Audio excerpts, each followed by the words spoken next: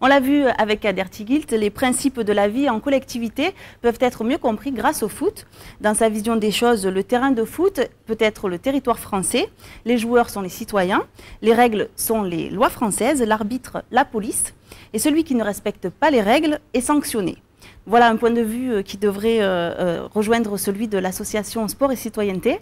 Alors bonjour Monsieur Guignebé. Bonjour. Vous êtes donc représentant de l'association. Qu'est-ce que vous pensez de cette citation de Monsieur Tighilt? Moi, je trouve que le message est très juste. Effectivement, les enfants, pour beaucoup d'enfants, le premier rapport à une forme d'autorité, c'est le sport. C'est un peu une école de la vie, une école de la République. Effectivement, c'est là qu'on apprend à travailler avec les autres. On apprend qu'il y a des règles qui peuvent être dans le football matérialisées par des arbitres. Et dans ce cas-là, effectivement, le sport, notamment dans des situations où le jeune est en difficulté de par ses origines, de par la situation sociale, le sport et le foot en particulier, ici à Marseille, a un rôle particulier à jouer et est fondamental pour beaucoup d'enfants. Ça rejoint l'action que vous avez au sein de votre association. Vous pouvez nous l'expliquer un petit peu? Alors tout à fait. Voilà, Sport et Citoyenneté est une association assez jeune, elle a 1 an d'existence.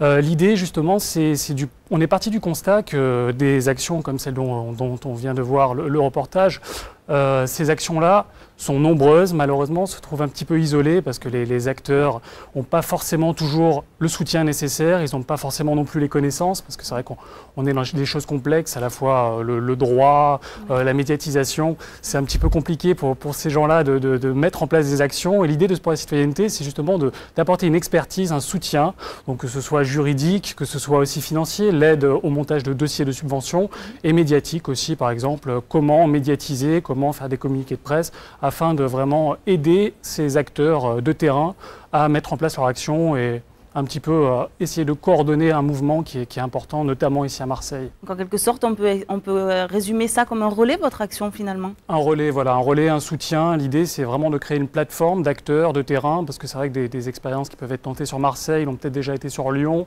ont pu l'être dans d'autres régions de France. L'idée, c'est vraiment de donner un savoir-faire. C'est vrai que l'association est composée de juristes, de spécialistes de communication, donc c'est des gens qui ont acquis, de par leur métier, une certaine expérience. L'idée, c'est vraiment d'en faire profiter le plus grand nombre.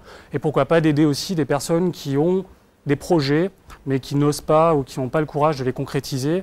Et à un moment, c'est aussi de leur dire, nous, on peut vous aider, on peut vous donner les clés qui vous permettront de mettre en place ce projet à votre propre échelle, en fait. Vous publiez aussi une revue scientifique qui s'appelle d'ailleurs Sport et Citoyenneté. Tout à fait. Voilà, ça c'est un petit peu le deuxième volet, on a parlé de l'action. Maintenant, ça c'est le côté un peu réflexion. Donc voilà, il y a une plateforme d'experts, voilà, c'est des universitaires français et européens qui réfléchissent au droit, au sport en général, 4 fois par an. Donc il y a une revue qui sort, qui a des thèmes autour du sport et de la citoyenneté. Le numéro que vous présentez, c'est un numéro qui était consacré au sport et à la santé.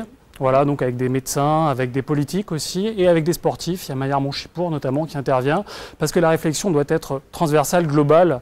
Il n'y a pas que des universitaires d'un côté qui doivent réfléchir, il faut que tout ça soit lié avec des acteurs, avec des politiques qui quelque part ont aussi des clés pour mettre en place, pour favoriser la citoyenneté par le sport. On a un numéro qui sort au mois de juin, là, qui vient de sortir, qui est sur le sport et l'Union européenne. Alors, quelles sont les valeurs en général que vous privilégiez dans votre association finalement? C'est vrai que le nom de Sport et Citoyenneté, c'est vaste. La voilà. Citoyenneté, c'est tout. Ça va de la lutte contre le racisme, c'est l'aide à l'intégration. Voilà, l'idée, c'est vraiment de recouvrir un maximum de domaines possibles.